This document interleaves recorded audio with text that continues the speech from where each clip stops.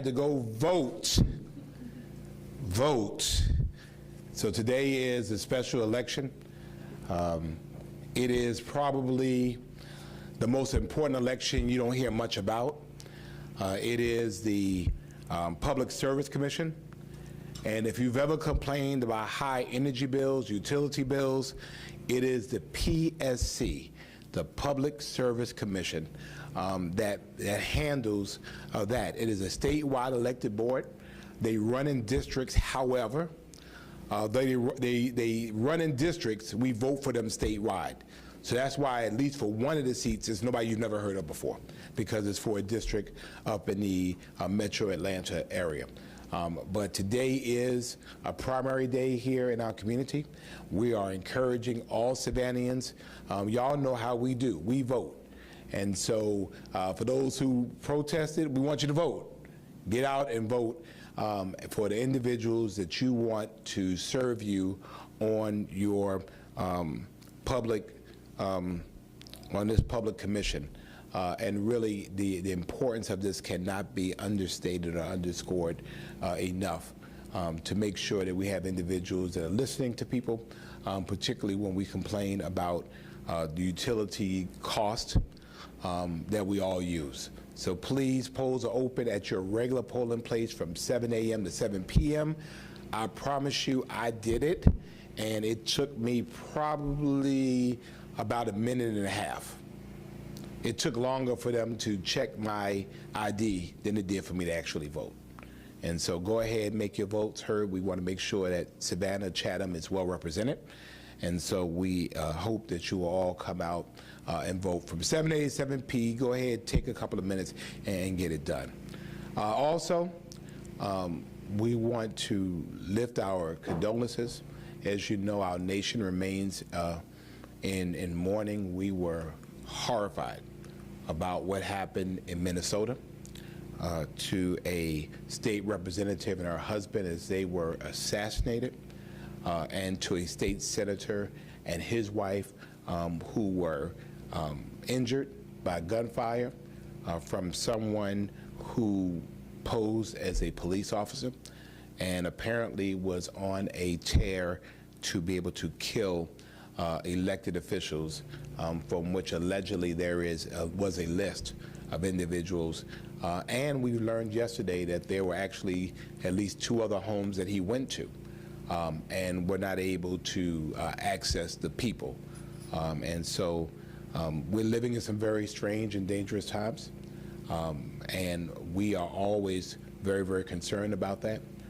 We are also checking with our state legislators here. And we'll, over the couple of days, we just want to ensure that everybody is safe. We can all politically disagree. It does not have to become tragic. And unfortunately, in Minnesota, that has occurred there. So we're thinking about all of them. Also, well, yesterday, I'm a little bit tired. We had over 100 little people join us at historic Grayson Stadium for the launch of our Mayor's Play Ball event here in the greatest city on earth.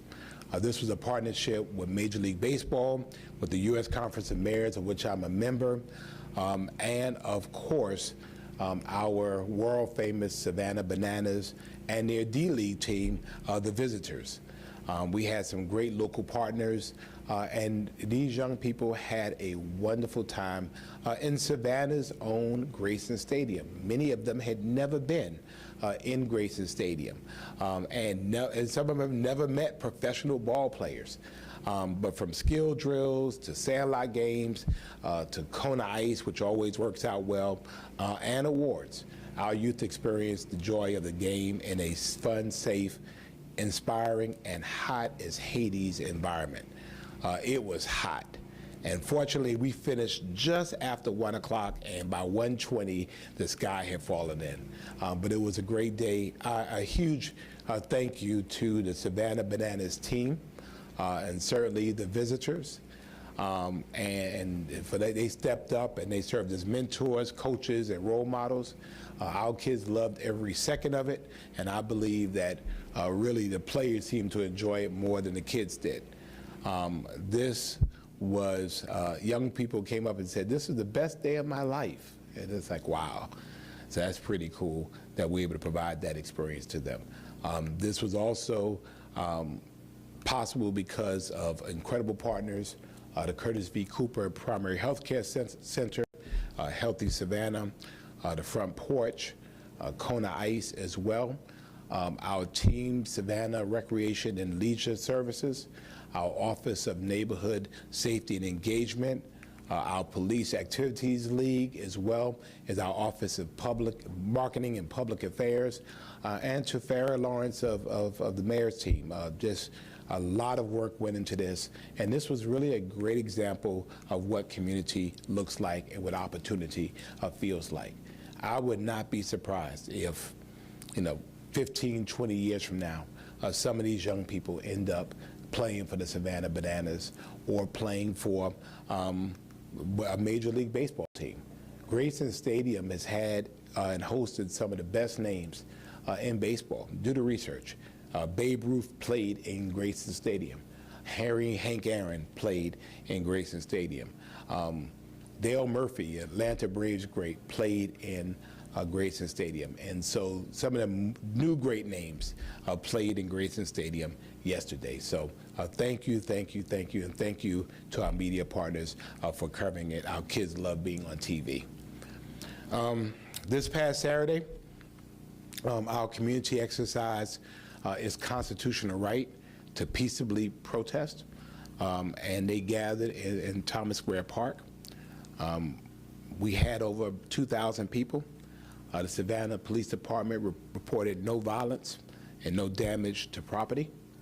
I want to thank everyone, and I thank Savannah, who recognized and understood what the assignment is, that we have a constitutional right for people to assemble peaceably and to air their grievances.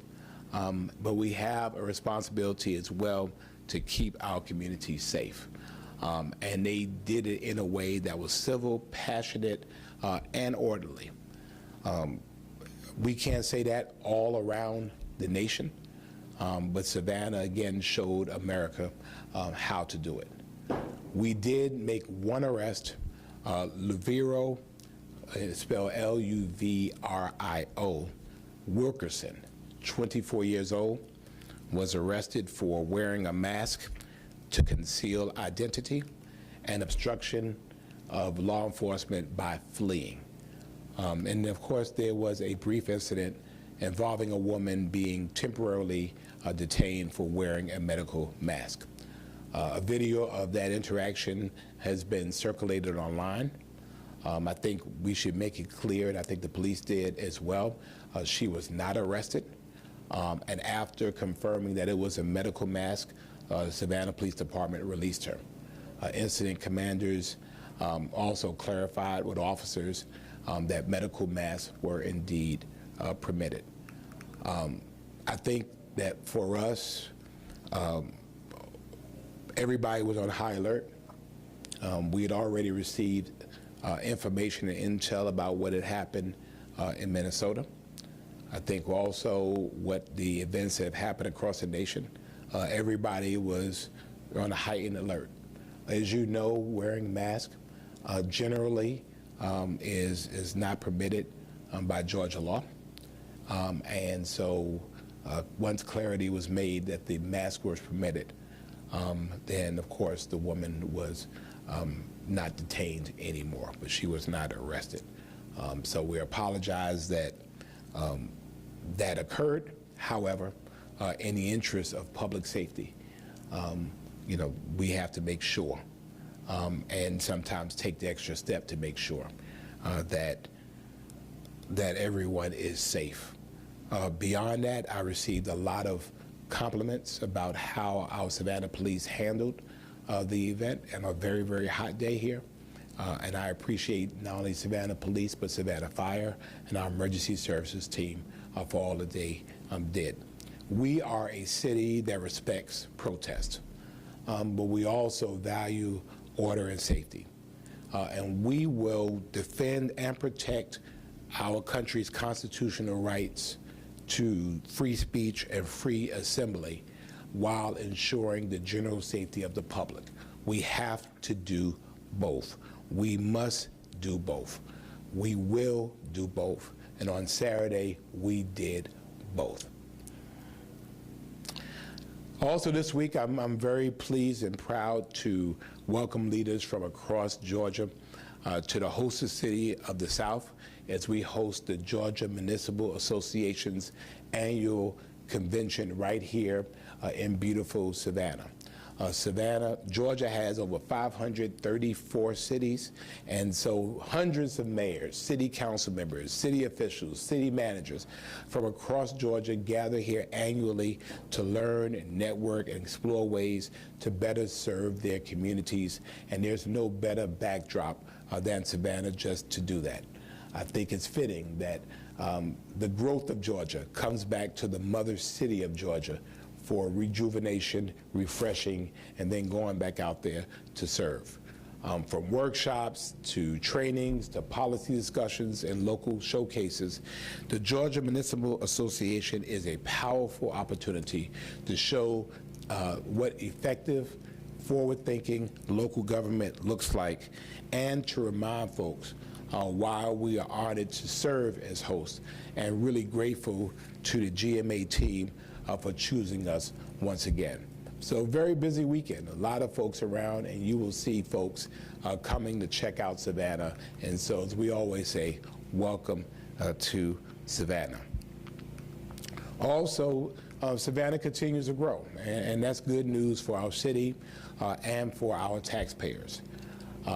We have gotten news from the Chatham County Board of Assessors that our taxable property digest grew by 8.8% this year, with over half of that growth coming from new development and improvements. So that means people are investing in our city. They're building new homes, and they're building new businesses, and they're strengthening our economy. Our economy continues to look and feel strong. And we recognize that. And because of the strong growth that we've experienced, the city manager has recommended, and I concur, that we lower our millage rate to 11.749 mils. So you've heard about people increasing rates. We want to drop our rates. Right now we're at 12.2, which is the lowest rate since 1987. We're going to go further, hopefully to 11.749 mils. This is known as the rollback rate. And so this will still get us to where we need to be in our 2025 budget, but also without increasing property taxes on existing homeowners. In fact, if approved, this will be even lower than our lowest tax rate of 12.2 mils, again, since 1987, which was before some of y'all were even here, certainly before y'all were working. We'll take up this recommendation with our first reading on June 26th, and the final adoption on July 10th. I think we might be able to do both on June the 26th. So I think it's good news. We'll be asking our residents to approve a special purpose local option sales tax later on this year. And so where we have the ability, when we're doing well, we need to share that wealth. And so I'm glad that the city is leading in that way. I've always said that if we need it, we're going to ask our residents to give it to us. They have done that. We've held the line when we had to, and now we see some opportunities to give back, and so the city of Savannah is planning on doing that. So yay, yay, yay. Hope we could do it again soon. Also on Thursday, I have the honor again of leading our second annual Juneteenth Walk to the River on this Thursday, June the 19th, and I'm hoping that everybody will join us. We'll be getting together at 8:30 a.m.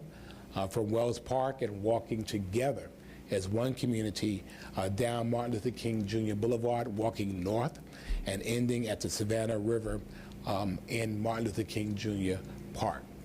So this walk is powerful, it's purposeful, it's about community, it's about celebrating freedom, it's about honoring the history of our past, and certainly standing together as one and for one Savannah. I think it's important that Juneteenth is not Black history. Juneteenth is American history.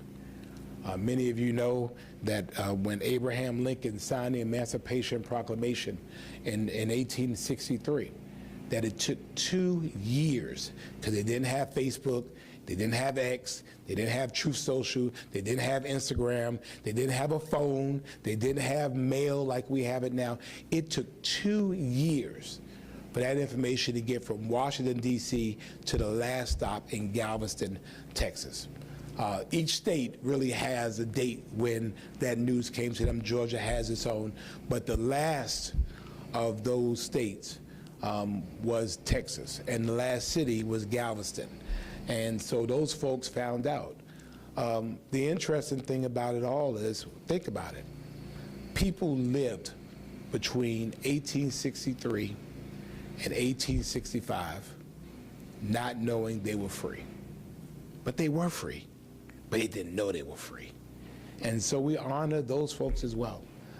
And while we are looking around the world at all these strange things going on, the crisis going on with Israel and Iran, the issues going on with Russia and Ukraine, we need a world that not only understands freedom and appreciates freedom, but also understands peace. And so here in Savannah, one community, regardless of what your race is, your political leanings, your ethnicity, your religious views, we're just walking together as one community. And so we'll have transportation for those with mobility needs or those who get tired, like me. We'll have transportation. We'll have hydration stations, and our police department will handle road closures. Our fire department will be giving out a lot of water. And so we ask your patience on the pavement as we walk to the river. Also, last week, the Savannah Police Department made several arrests on active investigations.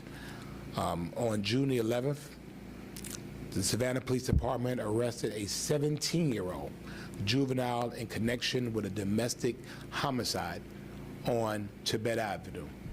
This investigation is ongoing in this tragic incident. On June the 14th, in connection with the West Congress Street shooting that occurred back in May, 19-year-old DeMonte Keon Anderson turned himself in to the police. On June the 16th, yesterday, officers made an arrest in a shooting that occurred on Geechee Road. Jaheim Scott, 19 years old, is also now in custody. Look at the ages. Look at the ages. I haven't seen anybody over 20 yet. And on the same day, yesterday, Savannah police responded to a separate non-fatal shooting in a 600 block of Crescent Drive involving a juvenile victim, and we continue to investigate this case. Also, on June the 16th, the Savannah Police Department held a badge pinning and promotion ceremony recognizing new officers and those moving up in leadership. It was a proud moment for our police and department and a reflection of our investments in strong professional public safety. So I want to thank the folks of the Savannah Police Department. We want to solve crime. We want to make sure that folks understand that crime is unacceptable here in our community. We also know that as the weather continues to be strange and funky, we received news that President Trump was considering eliminating FEMA, the Federal Emergency Management Agency, after this hurricane season. I will say to the President and to everyone else, that is so ill-advised, particularly for cities like Savannah. We recognize very clearly that states cannot handle these incidents. You need a coordinated federal response to address tragedies as they occur. We know when we have limited resources in states, the federal government has the ability to move resources from some states to other states. You have to have somebody that has a very clear eye on the entire field. And we know here in Georgia, when we've had several cities devastated, state resources are depleted quickly, and FEMA has been a wonderful way for us to be able to keep our eyes on the ball and for us to be able to address issues in other states.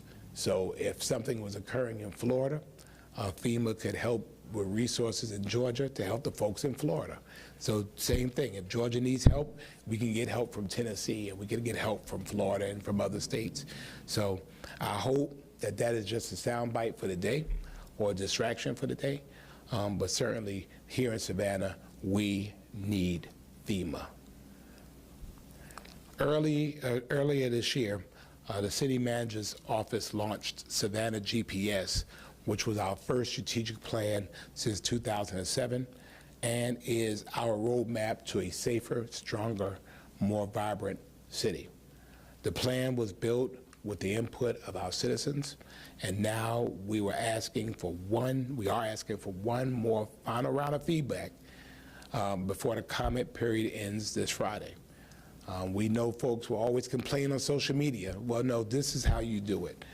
Second reading and final adoption by City Council is scheduled to occur next Thursday. So if you got something to say, go ahead and say it that way so they can be incorporated into the plan. You can read the draft plan and you can share your thoughts at savannahga.gov/GPS, savannahga.gps. And as I mentioned earlier, it's hurricane season.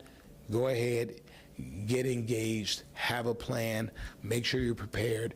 The weather is funky, it rains really quickly. We start having spot and flash flooding. Make sure your insurance is up. Summer starts this week. Get your stuff together, have a plan, have your stuff. Do like I did. Clean out all the outdated canned foods and get you some newer canned foods and being able to do that. Make sure you have batteries. Make sure you know where you will go if you had to go. Make sure you talk to the people whose house you want to show up to in another place. Make sure you have a way of getting your medication. Make sure you inventory everything in your homes. Make sure you have serial numbers of the things in your house. Make sure if you're a renter, you have renter's insurance. Make sure if you don't live in a flood zone, get flood insurance because it is economical to be able to do so, and it makes good sense. And to make sure you're prepared, sign up for local alerts from the Chatham Emergency Management Agency, SEMA, so you can sign up and get those alerts just as we get them. And to find out about other preparations, you can always go to ready.gov/hurricanes, ready.gov/hurricanes. So that is my prepared remarks. If you're joining us on social media, have questions, go ahead, and Mayor Johnson on Facebook and Instagram. Go ahead, add those to our live stream, and we will get to those. And we will go to our media partners, and there's nothing while I choke. Good morning, Mayor. Good morning. I wanted to check with you about a dedication for Reverend Dr. Ralph Mark Gilbert tomorrow. Yes. If you could just talk about this recognition for him, who he was, and the significance of it. Dr. Ralph Mark Gilbert is widely considered to be the father of Savannah's civil rights movement. Pastor at the historic First African Baptist Church, a strong man in a time when strong men were needed, at great personal peril and professional peril to himself and his family, but was a minister of the gospel and stood on biblical principles as related to the social situation in the world at that time, and particularly the rights of people to be free and enjoy equity and parity. He was clearly ahead of his time, but we celebrate his legacy. As you know, we have a Civil Rights Museum named after him, and so this is another opportunity. I think for us, we have to do two things. As you know, I've gone really hard in the paint for making sure we recognize those that are living. because we want to make sure people understand their sacrifice to and for us. But then we have to also go back. And so here is another opportunity to expand on history. And so I'm looking forward for our city giving this civil rights icon his due. Thank you. Mayor Johnson, how are you? Yes, I'm well. Good morning. Good morning. Well, I'm choking, but. Yeah, well, take a sip of water. Yeah. Well, Well, last week in your press conference, you mentioned something about change in policy with Savannah Police's use of force policy. Yes. Last week there was a press conference with Chief Mike Gunther. He was mentioning those about the new citizens that are in place and the passwords that are being placed with this use of force policy. Do you think that this is going to be effective going down the line? well, I mean, the reality was that was something that came from the CARES Task Force 5 years ago, and it didn't happen. It should have happened. I'm glad that it's happening now. I think that police officers, and I say that as a former one, sometimes we could also be in a echo chamber when we're all listening to ourselves and how we view things. I think it's also important to have the public at the table in terms of trusted community, people who can view things in a people context and offer some opinion. It does not necessarily change the final decision of the chief. However, it does allow the opportunity. Yes, ma'am. Come on. Thank you. Saved my life. Thank you. It does offer a better opportunity for context. Our chaplains corps are invaluable to us. They are not novices in ministry or in life. They are well-known, well-respected community leaders, and people trust them. And so I think that their input helps. And again, for us, we don't insist that we're right all of the time. And so I think the more input, the better. So I'm absolutely for it. I've insisted that occur, and I'm glad that it is. You've also mentioned in your remarks here about FEMA and President Trump possibly slashing FEMA here in the area and across the country. Are there backup plans in place in the event that FEMA would not be able to help out during hurricane season? No, I mean, that's the problem. I mean, I don't know how we do that. I mean, I think that is the concern. The concern is, okay, well, the president's saying, well, we'll let it go to the states. But the states have different bearing capacities. If you are in North Dakota, you don't have to worry about hurricanes. Here, we worry about them, 6 months out of the year, every year. And so if you have a hurricane that comes from the Gulf, like we had 2 last year, that spends some time here, we know what happened last year in Valdosta. We know what happened in Augusta. Savannah certainly was in the path of that. If you have major cities that are affected in major ways and the state is responsible for all of them, then the state has a limited bearing capacity in being able to help. And so FEMA is really a catch-all to have someone kind of looking, as I said before, the entire field and being able to motivate and move resources to where they need to be. Could you imagine no FEMA during Katrina? If the state of Louisiana had to be solely responsible for taking care of what happened in their largest city. You just couldn't do it because there was just that much devastation. So I hope, again, that it was a soundbite of the day. I hope that he will allow cooler heads and those who live their lives at the brink of natural disasters annually to weigh in and understand that there are some roles for state governments, but there are some roles for federal government, and this is clearly something that the federal government needs to be involved and engaged in. Now, Mayor Johnson. Yes. Good. All right, I wanted to ask if you knew anything about the fountain restoration. Could you tell us anything about that? I do. This week, the fountain will be removed. The area around it will be cleared off. The fountain will go to somewhere in Alabama, where it will be restored, and then there will be significant work occurring on the site, bricks and the rod work for the iron for the gates, and we're hoping by the end of August the restoration will be complete. The fountain will come back, and then the rest of the renovation will occur on site. And so we're hoping by Labor Day our fountain is up and running again. Has the city received any complaints from tourists on damages for the dilapidation done with the fountain? Or What do you mean? okay, what damage has been done to the fountain? Oh, it's not damage. It's just old. I mean, yeah, we haven't done any major renovation. I mean, the problem is, you think about it, in a city like Savannah, the fountain is running almost all year long, and people love it. It's very picturesque. I remember when we had the King and the Queen of the Netherlands here, they wanted to see the fountain, and we took a really nice picture in front of the fountain. But you know, when you think about that much water, every year we turn it green. After a while, the works just, get, and so for us, I would much rather us take it down, renovate it, put it back, than for it to break.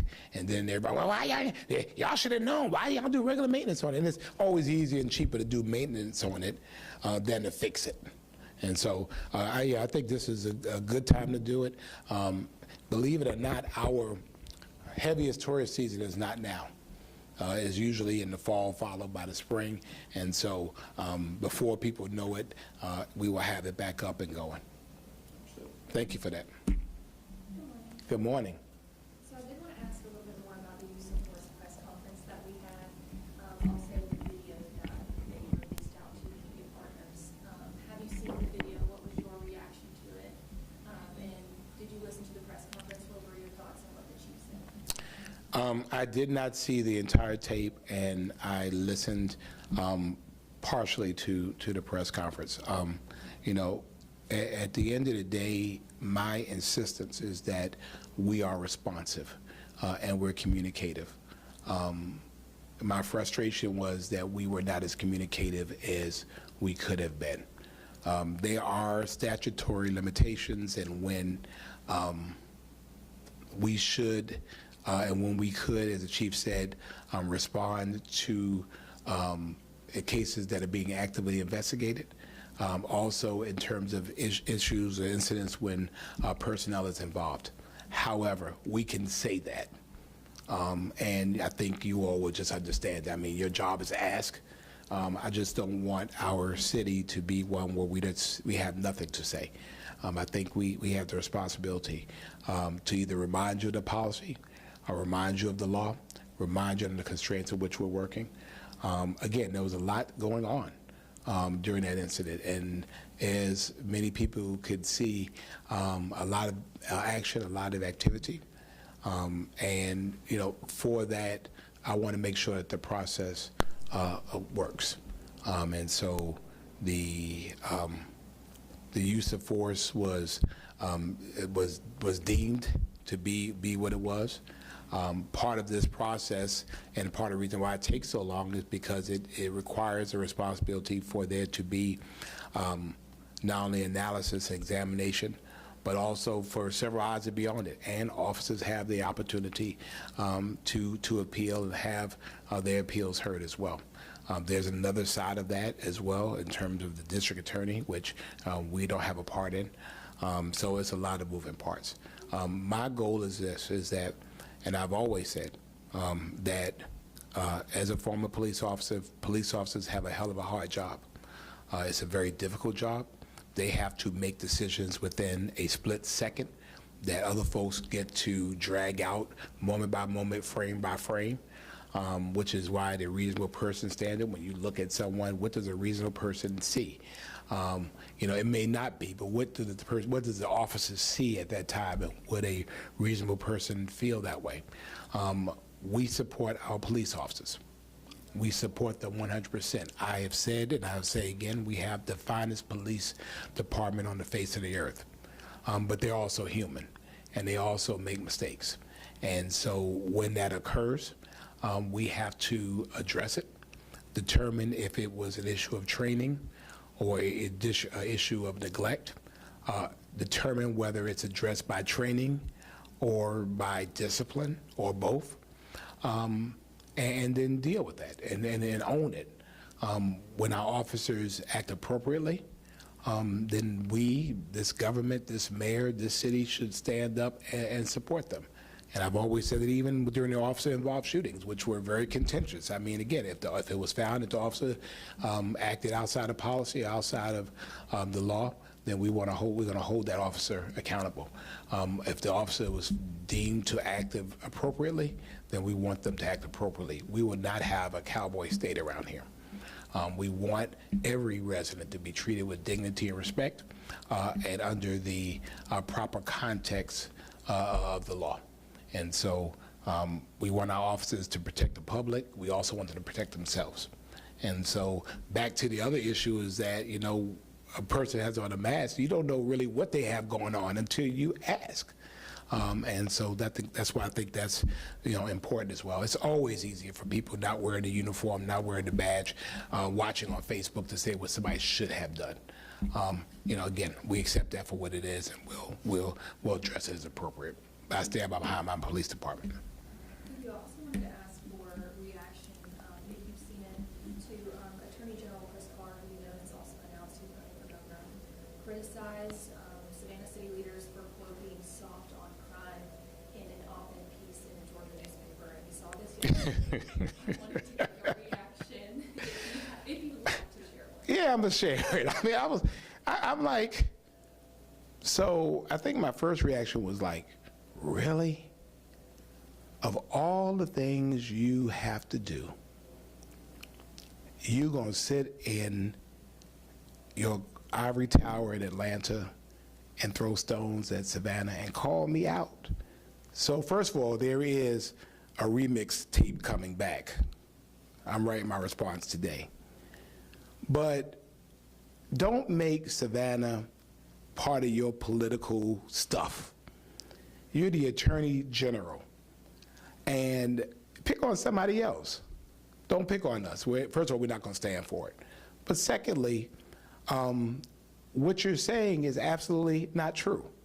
First of all, violent crime is down in Savannah 20% over 2024.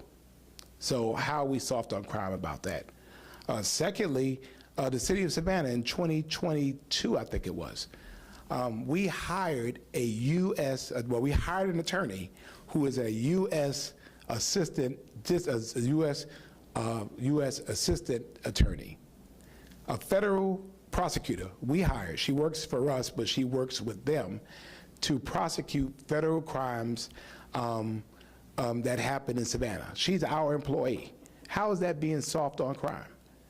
If we are arresting people and we're turning them over to a criminal justice system that can't hold them, then that's his issue to address as the top cop of the state. You know, and it's frustrating that rather than give solutions, you trying to hurt, you know.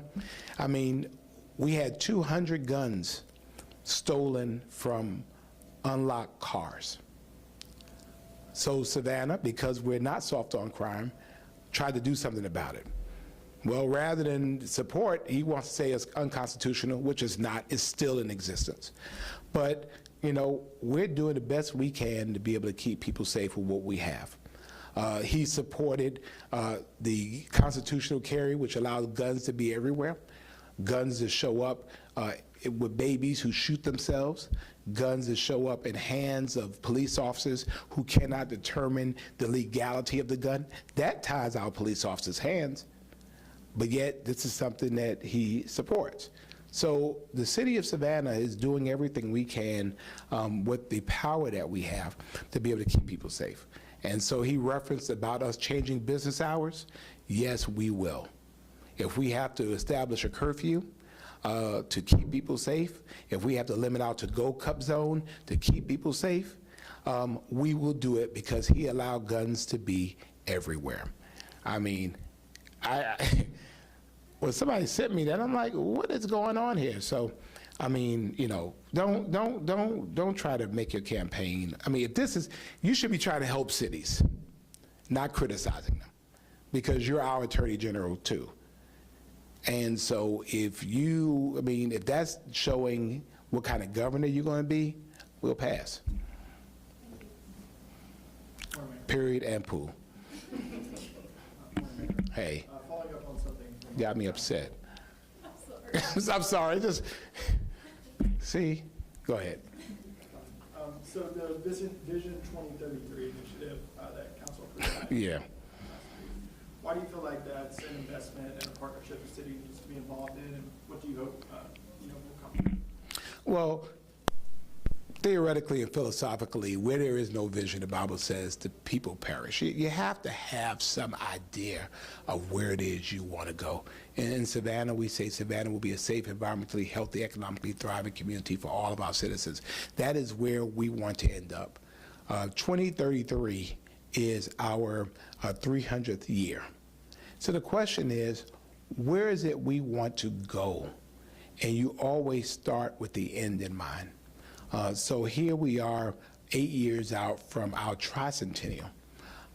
Let us talk about the relationships and the partnerships that we want to see to address the problems we have now. We shouldn't wait till 2023 to start talking about it now. My only chagrin is that the school board is not involved.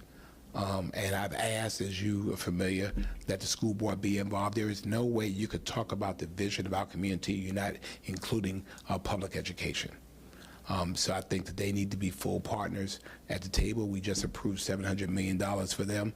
They need to find the money to be a part of this, although that money is not used for those types of things. But I think you can't really talk about vision without talking about the young people who are going to carry that vision.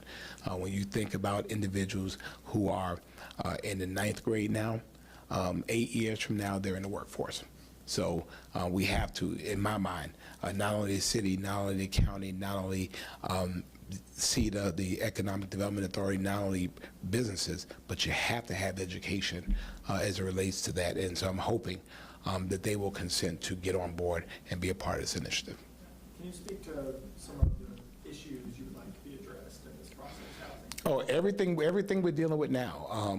You know, housing is one. Transportation is another. Land use is another. Child care is another. The environment is another. And I can go on and on. Food security is another. Poverty reduction is another. I think there's just a lot of ways that things that we have to be able to look at. And you have to do it in a very, very thoughtful way, in a way that puts strategies and tactics in place to be able to address those things. I think Savannah is immensely better in 2025 than it was in 1965. I want Savannah to be better in 2033 than it is in 2025. And so the city is in the process of doing its own strategic plan. Yes. How would something like Vision 2033 fit to that? Why do you need another plan? Well, because Savannah GPS is a City of Savannah plan. We are, it is basically for our 106 square miles and our 150,000 residents. Recognizing that Savannah is a part of a county and the county is a part of a region, and Savannah is the driver of that region. We have to look at ourselves also as a regional hub, so therefore it requires the input of other partners. It requires us to be really more engaged in a more significant way. For a long time, we only thought about Savannah only, and that is really short-sighted.